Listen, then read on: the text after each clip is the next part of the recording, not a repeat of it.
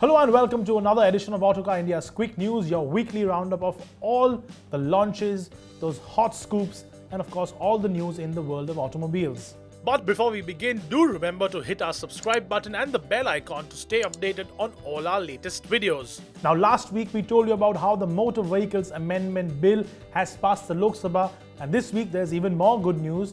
That bill has now passed the Rajya Sabha too. Let's get into some more details.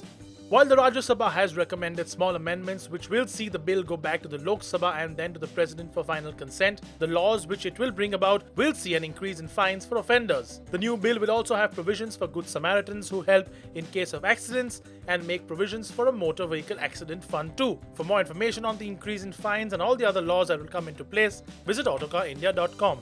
And there's more good news too, as GST on all electric vehicles has been slashed. Earlier this year, the Finance Minister had proposed a GST cut on electric vehicles from 12% to 5%, and this has now been cleared by the GST Council.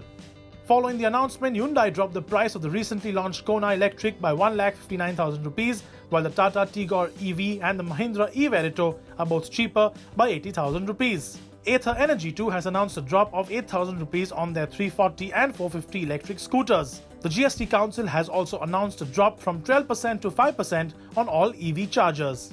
Let's move on to the launches this week. First up, it's the BS6 version of the Ertiga and another launch, the Ertiga CNG.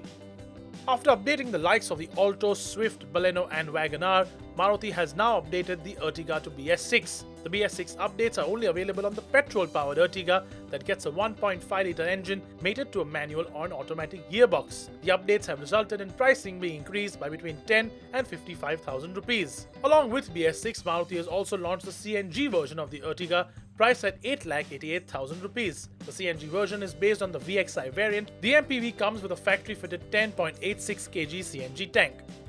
Last week we brought you news on the Ertiga-based Maruti Suzuki crossover, the XL6, which will be sold through the Nexa outlets, and this week we have the first official sketches of the new vehicle. As we mentioned last week, the sketches confirm a crossover-like styling and LED headlamps. The XL6 will be launched on August 21st.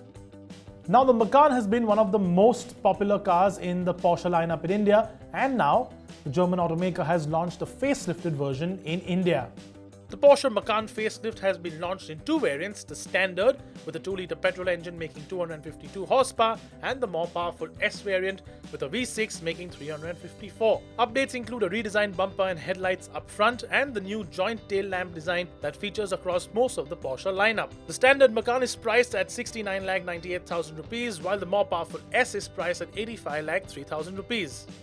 Moving on to bike launches this week, and first up, it's the rather pretty looking Kawasaki W800 Street. Launched at 7,99,000 rupees, the Kawasaki W800 Street takes on the modern classic range from Triumph. The new bike sports 773cc air-cooled fuel-injected single overhead cam unit that makes a modest 47.5 horsepower and 62.9 Nm of torque. It comes with a 5-speed gearbox, and the bike also gets LED headlamps and a slipper clutch. Now for the last few months, we've brought you a slew of launches from Bajaj, and this week around, the bike maker has increased prices of some of its bikes. Bajaj has hiked prices across its range of motorcycles. The Pulsar range has seen a price increase of between 499 to 2,950 rupees. The Platina range, on the other hand, has seen an increase of 396 to 1,025 rupees, while the prices on the Discover have increased by just over 750 rupees. Prices on the popular V15 have been upped by 1,113 rupees, while the Dominar has had the biggest price increase, a whopping 6,000 rupees. Let's move on to some general news now, and first up, it's Mahindra, who's just received a BS6 certification for the very popular Bolero Power Plus SUV. The Mahindra Bolero Power Plus, with its 1.5-litre 3-cylinder turbocharged unit, has been given a BS6 certification from ICAT, or the International Centre for Automotive Technology. The engine that makes 71 horsepower and 195 Nm of torque is also found in the TUV 300. The BS6 version of the Bolero, though, will not be on sale immediately due to the lack of the BS6 fuel and should be available sometime early next year. Now, there have been a fair few big launches this year in 2019 in the car space, and there are few still left to go. Now, one of those big upcoming launches will be the Maruti Suzuki Micro SUV. It's called the S-Presso, and it will be launched in India in September. Taking on the likes of the Renault Kwid and the Mahindra KUV100, the new S-Presso from Maruti Suzuki will sit below the Brezza and will get a 1.2-litre petrol engine. Styling and stance is expected to be upright compared to the crossover-like stance on the Ignis, and the car is expected to have similar space as the likes of the Celerio on the inside. The car will essentially be based on the Future S concept that was showcased at the Auto Expo last year and will feature a funky interior with color-coded bits. From Maruti's small SUV to Tata's upcoming premium hatchback, the Altroz, we know a little bit more about the car that's about to be launched. Let's have a closer look. While the production-ready Altroz was showcased earlier this year at the Geneva Motor Show, we now know some more details. While the exterior and interior design will pretty much stay the same, we can now confirm that the hatchback will have features like configurable ambient lighting. The Altroz will also come with cruise control and a part digital and part analog instrument cluster like we saw in Geneva. The Altroz will also get front doors that can open all the way to 90 degrees in order to facilitate easy access for the driver and passenger. But that's not the only Tata Motors news this week. We can now confirm that an electric version of the Tata Nexon will be made soon.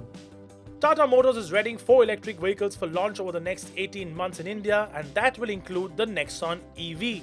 While little is known about the Nexon EV specification at the moment, it is likely to feature a lithium-ion battery pack positioned below the seat in place of the conventional fuel tank. However, if the Nexon EV can match the Altroz EV's 250 to 300 km claimed range and offer DC fast charging that charges the battery up to 80% in just an hour, it would make for a compelling compact electric SUV. The Nexon EV will take on the likes of the upcoming Mahindra XUV 300 Electric that has an expected launch window of mid-2020. Expect prices to be over the 10 lakh rupee mark. Now, the Wrangler is possibly one of the most iconic SUVs in the world and definitely one of the most iconic cars in the Jeep lineup. And the newest generation of the Wrangler, called the JL, which was showcased about a year and a half ago in LA internationally, will now make its way into India and will be launched here on August the 9th. The new Jeep Wrangler features huge updates as compared to its predecessor that has been on sale in India since the launch of the Jeep brand in 2016.